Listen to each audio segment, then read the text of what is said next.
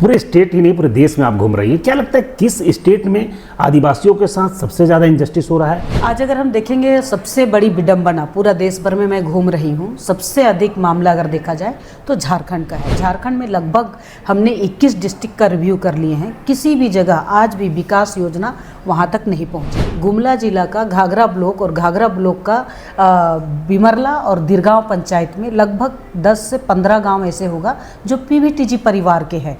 उन लोगों तक आज भी पहुंच पथ नहीं है, जनमन का योजना वहां पहुंच नहीं पाए हैं। और सबसे बड़ा बात है आदिवासी समाज का जो सांस्कृतिक धरोहर है उसी पर कुठाराघात हो रही है। सिर्फ यही भर नहीं, पूरा संथाल परगना से लेकर के दक्षिणी छोटा नागपुर तक जमीन से संबंधित बहुत ज़्यादा मामले हैं। जब तक इनका संरक्षण और सुरक्षण नहीं हो जाएगा तो झारखंड का आदिवासी खतरे में दिखाई देगा। नमस्कार दोस्तों, अभी हम मौजूद हैं गुमला के परिसदन में और गुमला परिसदन में ST/SC आयोग की जो राष्ट्रीय जो कमेटी है उसकी सदस्य आशा लकड़ा जी हमारे साथ मौजूद हैं। लगातार आयोग के मेंबर बनने के बाद इनका दौरा हो रहा है झारखंड में। इनसे हम खुद जानना चाहते हैं, क्योंकि मामला लगातार ST/SC से जुड़े कई मामले आते हैं, उन मामलों को निपटाने के साथ साथ उनके साथ जस्टिस हो सके, इन तमाम चीज़ों को लेकर लगातार ये दौरा कर रही है। पूरे स्टेट लेवल में जहाँ जहाँ अभी इन्होंने दौरा किया है, ओवरऑल हम बात करना चाहेंगे कि आप लगातार दौरा कर रही हैं, क्या लगता है कि पूरे स्टेट की परिस्थितियाँ क्या बनी हुई है?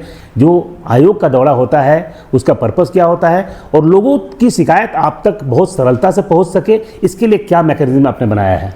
सबसे पहले तो आपका मैं स्वागत और अभिनंदन करती हूँ। और सबसे पहले राष्ट्रीय अनुसूचित जनजाति आयोग भारतीय संविधान का अनुच्छेद 338 क के तहत गठित होता है और इनका जो भाग 5 है, इस भाग 5 को पालन करते हुए आयोग देश भर में किसी भी कोने में किसी भी आदिवासी समाज के साथ या किसी भी डिस्ट्रिक्ट में किसी पंचायत में कहीं भी बैठक कर सकती है और उनका जो ग्रीवांसेस रहेंगे उनको सुन सकते हैं। और इसके लिए विशेषकर जो अनुसूचित जनजाति आयोग है वो आदिवासी समाज का, जिसको हम जनजातीय समुदाय है, उनका संरक्षण और सुरक्षण का काम करते हैं, उनका प्रोटेक्शन और सेफगार्ड करते हैं। साथ ही जितना भी योजना विकास से जुड़ी जितने भी योजना प्रक्रिया है उनका भी हम समीक्षा करते हैं, उन तक पहुंची है या नहीं पहुंची है। ऐसे कई विषय हैं, इनको हम लोग ने पूरे देश भर में करते हैं। लगभग आदिवासी समाज का 12 करोड़ जनसंख्या है, उसमें अगर हम उनकी जातियों का प्रकार देखेंगे तो 700 से एबव जनजातियों का प्रकार है। उन सभी जनजातियों के साथ में समन्वय करके उन तक योजना प्रक्रिया गई है या नहीं, केंद्र सरकार और राज्य सरकार की जो योजनाएं हैं उन तक पहुंची है या नहीं, विशेषकर अगर देखा जाए तो इस समय पीवीटीजी परिवार के लोगों को लाभ मिला है या नहीं, इन सब विषय को लेकर के काम करते हैं। और विगत दिनों जब हमारा सिलेक्शन हुआ, मेरा नाम नामित हुआ 12 मार्च 2024 को हमने ज्वाइन किया और लगातार मैंने झारखंड और देश के कोने कोने में जा रही हूँ। अगर हम झारखंड की बात करेंगे तो कई ऐसे मामले थे, लगभग 300 केस थे, आज वो बढ़ कर के 1300 से एबव हो गए। तो ये कहीं ना कहीं झारखंड में जनजाति समुदाय के लोगों में जागृति आई है, लोग इसमें बढ़ चढ़ के हिस्सा ले रहे हैं और हमारे पास में जो केस दर्ज कराते हैं और वो शिकायत नंबर उनको तुरंत मिलती है। इसके लिए आयोग ने एक वेबसाइट नंबर भी बनाया है, उस वेबसाइट नंबर को हम सभी को बताते हैं, आप भी उनके लिए लड़ सकते हैं, कोई भी आम आदमी भी लड़ सकता है, कोई ज़रूरी नहीं कि एक आदिवासी ही लड़ सकता है। उनको ncstgram.gov.in में ऑनलाइन आप किसी भी तरह का कोई भी कंप्लेन होगा, चाहे वो एक गांव का गरीब किसान की बात होगा या आदिवासी संबंधित कोई भी व्यक्ति सर्विस में काम करता होगा या विकास से मामले कोई भी होगा, तो आप ऑनलाइन वहां दर्ज कर सकते हैं। किसी भी तरह का मामले हो, लड़ाई हो, झगड़ा हो, खेती है, बारी है, हाँ, लेकिन ये है कि जो आदिवासी है उनको गैर आदिवासी के तरफ से किसी तरह का कोई मामला सामने आते हैं तो इस सब विषय को लेकर के आयोग अपना संज्ञान में लेती है और संज्ञान लेते हुए आयोग सुनवाई करती है। किसी भी डिपार्टमेंट का अधिकारी को नोटिस जारी करती है, नोटिस के साथ में उनको आना पड़ता है, नहीं तो फिर समन जारी करती है और समन से भी अगर किसी तरह का कोई सुनवाई नहीं होता तो हम वारंट भी करते हैं अथॉरिटी को। तो इस टाइप से आदिवासी समाज का संरक्षण और सुरक्षण आयोग करती है। पूरे स्टेट ही नहीं पूरे देश में आप घूम रही है, क्या लगता है किस स्टेट में आदिवासियों के साथ सबसे ज़्यादा इनजस्टिस हो रहा है? और अगर इनजस्टिस हो रहा है तो वहाँ के लोग अवेयर नहीं है या फिर गवर्नमेंट अवेयर नहीं है या फिर सिस्टम में जो लोग लगे हैं वो सही रूप से न्याय नहीं करना चाहते हैं? आज अगर हम देखेंगे सबसे बड़ी विडंबना, पूरा देश भर में मैं घूम रही हूँ, सबसे अधिक मामला अगर देखा जाए तो झारखंड का है। झारखंड में लगभग हमने 21 डिस्ट्रिक्ट का रिव्यू कर लिए हैं, किसी भी जगह आज भी विकास योजना वहाँ तक नहीं पहुँची। आज हम गुमला जिला में बैठे हैं। गुमला जिला का घाघरा ब्लॉक और घाघरा ब्लॉक का बिमरला और दिरगांव पंचायत में लगभग 10 से 15 गांव ऐसे होगा जो पीवीटीजी परिवार के हैं।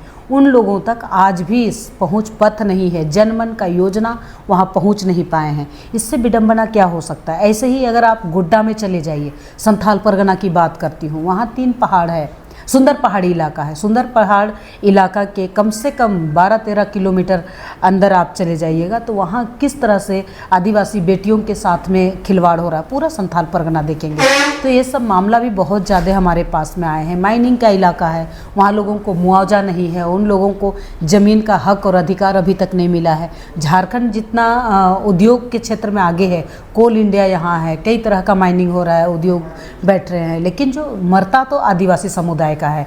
तो यहाँ जो आदिवासी समुदाय के लोगों को न्याय मिलना चाहिए वो नहीं। दूसरा बात, जमीन से संबंधित मामले, आज जो आदिवासियों का जमीन और अस्मिता, जिसको हम कहते हैं ना, आदिवासी का जो पहचान है, उनकी संस्कार और संस्कृति है जिससे उनकी पहचान बनती है। चाहे सरना स्थल की बात करेंगे, गोचर की बात करेंगे, जहर थान की बात करेंगे, यही सभी तरह से डूबता हुआ दिखाई दे रहा है। और सबसे बड़ा बात है, आदिवासी समाज का जो सांस्कृतिक धरोहर है उसी पर कुठाराघात हो रही है। मैं तो आपके चैनल से भी कहना चाहती हूँ कि राज्य सरकार को निवेदन करना चाहती हूँ कि आदिवासी समाज का ये जो सांस्कृतिक धरोहर उसको बचाइए, तो आदिवासी समाज का अस्तित्व बचेगा। नहीं तो हमारा झारखंड में जो आदिवासी समाज है, जनजातीय समुदाय है, उनका अस्तित्व खत्म और खतरे में दिखाई दे रहा है।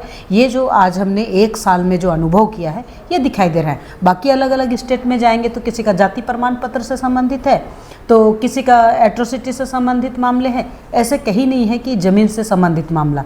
आज जिससे उनका जीवन यापन होता है, उनका आय का स्रोत खेत ही है और खेत में धान की खेती करके दिया जाता है, वो वही आप अगर देखेंगे तो ये विषय आता है। और एक बात उदाहरण आपको देना चाहती हूँ, रांची का कांके ब्लॉक में लगभग 500 एकड़ भूमि का मामला आयोग के समीप आया है। अभी वर्तमान की बात करते हैं, कांके का जो आप कृषि विश्वविद्यालय और वहाँ लो विश्वविद्यालय के थोड़ा आगे चले जाइए तो रिम्स पार्ट 2 बन रहे हैं। वहाँ एक कृषि योग्य भूमि में आप कैसे बना सकते हैं? उसके लिए तो आपको चयन करना पड़ेगा, कोई बंजर भूमि हो, कोई परती भूमि हो, इस भूमि को चयन करना चाहिए। तो वहाँ काके ब्लॉक में रहने वाला ग्रामीण आदमी जो खेती करके अपना जीविकोपार्जन करता है वो कैसे करेंगे? तो इस टाइप का ग्रीवांसेस बहुत है। सिर्फ यही भर नहीं, पूरा संथाल परगना से लेकर के दक्षिणी छोटा नागपुर तक ज़मीन से संबंधित बहुत ज़्यादा मामले हैं। जब तक इनका संरक्षण और सुरक्षण नहीं हो जाएगा तो वो कैसे करेंगे? तो इस टाइप का ग्रीवांसेस बहुत है। सिर्फ यही भर नहीं, पूरा संथाल परगना से लेकर के दक्षिणी छोटा नागपुर तक ज़मीन से संबंधित बहुत ज़्यादा मामले हैं। जब तक इनका संरक्षण और सुरक्षण नहीं हो जाएगा तो झारखंड का आदिवासी खतरे में दिखाई देता है। आपने अभी आदिवासी अस्मिता की बात कही, आदिवासी पहचान की बात कही, सिरमटोली वाले मामले में आप भी सामने आई थी। क्या लगता है पूरे विवाद को आयोग किस रूप में देखता है? और आदिवासी हितों की जब बात करने की बात होती है, आदिवासी के मान सम्मान की बात होती है, तो आप उसको मान सम्मान से जोड़ कर देखा जा रहा है। आप खुद उस स्थल का निरीक्षण किया आपने, तो क्या लगता है कि केवल पॉलिटिकल माइलेज बनाया जा रहा है या फिर क्या मामला क्या लगता है? आप एज ए आयोग की मेंबर क्या लगता है वहाँ होना क्या चाहिए था और कहाँ गड़बड़ियाँ हुई वहाँ पे? विगत दिनों में आपको बताना चाहती हूँ, केंद्रीय सरना समिति और चड्डी सरना समिति ने दोनों ने हमें एक चिट्ठी दिए थे सिरमटोली सरना स्थल को लेकर के। जिस तरह से फ्लाईओवर का रैंप वहाँ उतारा गया, उसको संज्ञान में लेते हुए आयोग ने धरातल का निरीक्षण भी किया। लेकिन धरातल निरीक्षण करते समय राज्य सरकार का कोई भी अधिकारी, जांच करते समय हर डिपार्टमेंट के अलग अलग अधिकारी आए, लेकिन सेक्रेटरी कोई नहीं थे। जब बात बैठक की आई तो चीफ सेक्रेटरी और कल्याण विभाग के सेक्रेटरी 2 ही बैठे थे, पथ निर्माण विभाग के सेक्रेटरी नहीं आए। हमने आयोग के अधिकारियों आयोग में भी उनको समन के माध्यम से बुलाए थे कि आना है करके। तो जहाँ गलती होती है तो लोग भागने का प्रयास कर रहे हैं। मैं आपको स्पष्टता से कहना चाहती हूँ कि भारतीय संविधान के अनुसार जो संविधान के तहत ताकत आयोग को दिया है और आयोग का जो रूल और नियम बने हुए हैं उसके तहत हमने आयोग के माध्यम से एक लेटर भी भेजे कि 10(8) का नियम को पालन करते हुए आपको किसी तरह का कोई उद्घाटन नहीं होना चाहिए, किसी तरह का कोई विकास काम वहाँ नहीं करना चाहिए, क्योंकि आयोग ने संज्ञान में ले लिया है। जब तक आयोग इसको संज्ञान में जब तक आयोग के पास में है तब तक इसका निर्णय और निर्माण नहीं करना चाहिए। लेकिन पता नहीं किस आनन फानन में उद्घाटन भी हो गई। और आज भी अगर आप देखेंगे तो जो सरहुल आदिवासी समाज का सबसे बड़ा महापर्व है, और इस महापर्व के शुभ अवसर पर रांची जैसे शहर में लाखों के भीड़ में प्रोसेसन चलते हैं, शोभा यात्राएं चलती है और उनका झांकियां चलते हैं। आज रैंप उतार दिए हैं और दोनों रास्ता को ब्लॉक कर दिए हैं। ये दोनों रास्ता ब्लॉक कर देने से लोगों का प्रोसेसन ही नहीं आ पाएगा।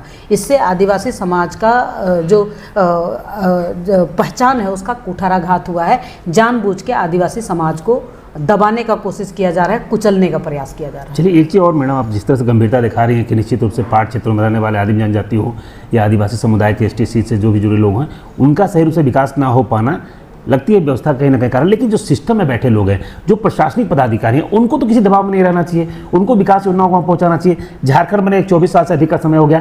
क्या लगता है आयोग ऐसे पदाधिकारी को चिन्हित करके कार्रवाई नहीं करेगा कि जिनके शासनकाल में, जिनके कालखंड में या फिर वेलफेयर सेक्रेटरी हो या फिर ST/SC से जुड़े हुए तमाम विषय को देखने वाले, उनकी भी तो लापरवाही मानी जा सकती है। तो आखिरकार आयोग उन पदाधिकारियों को चिन्हित करके उन पर कार्रवाई क्यों नहीं करता है कि सही पदाधिकारी उस विभाग के लिए चुने जाएं और उस विभाग का काम करें?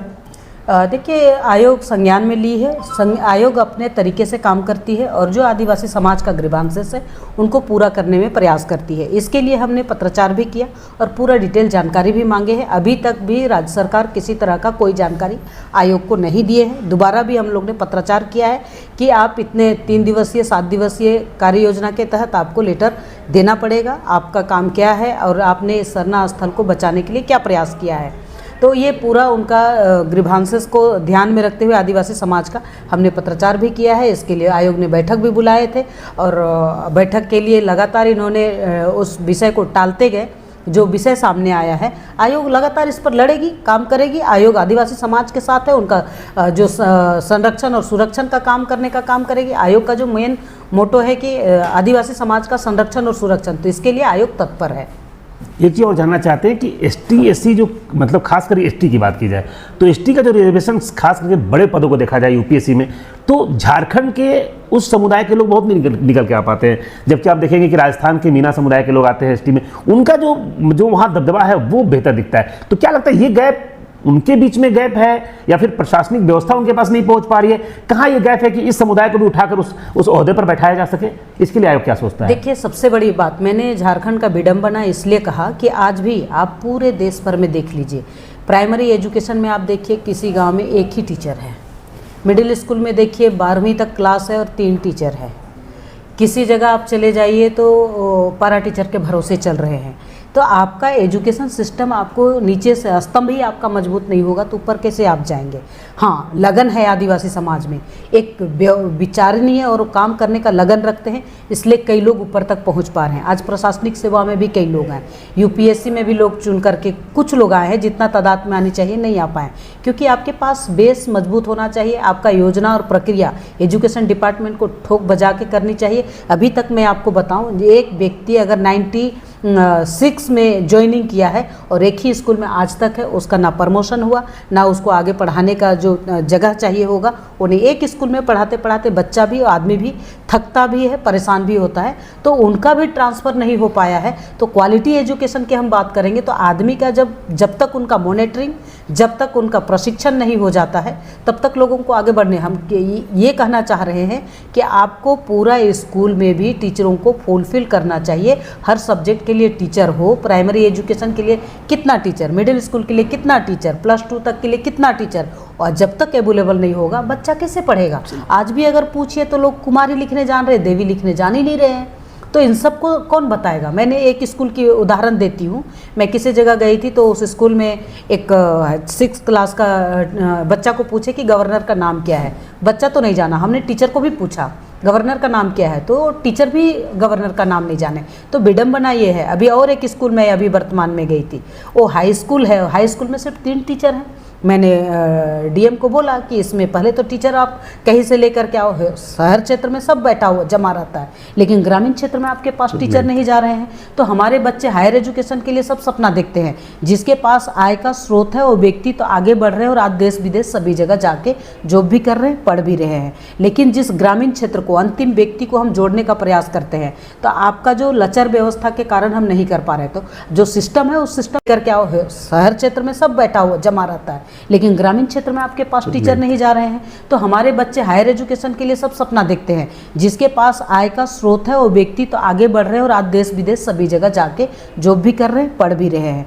लेकिन जिस ग्रामीण क्षेत्र को, अंतिम व्यक्ति को हम जोड़ने का प्रयास करते हैं, तो आपका जो लचर व्यवस्था के कारण हम नहीं कर पा रहे, तो जो सिस्टम है उस सिस्टम को आप ठीक कीजिए ना। एक ही स्कूल में 20 टीचर रहने के बजाय आप उसको ठीक से करेंगे तो हमें लगता है कि यहाँ का बच्चा को अपॉर्चुनिटी मिलेगी। और जो मीना समाज कर पा रहे हैं, हमारे लोग भी बराबरी करने का प्रयास कर रहे हैं, लेकिन उनको सही संसाधन उपलब्ध नहीं है। तो आपने स्पष्ट देखा, मैडम से बात करने के बाद ये स्पष्ट लग रहा है कि निश्चित रूप से न केवल झारखंड बल्कि पूरे राज्य और देश के विभिन्न इलाकों में जो ST/SC कमेटी के लोग हैं, ST समुदाय के लोग हैं जो अभी भी काफ़ी पीछे हुए हैं, उनके विकास को लेकर आयोग गंभीर है, उनकी शैक्षणिक व्यवस्था को लेकर गंभीर है। इन तमाम चीज़ों को बात करने के बाद स्पष्ट लग रहा है कि आयोग जिस तरह से गंभीरता से काम कर रहा है, आने वाले दिनों में ST/SC जो कमेटी के लोग हैं उनकी तस्वीर बदलती हुई नजर आएगी।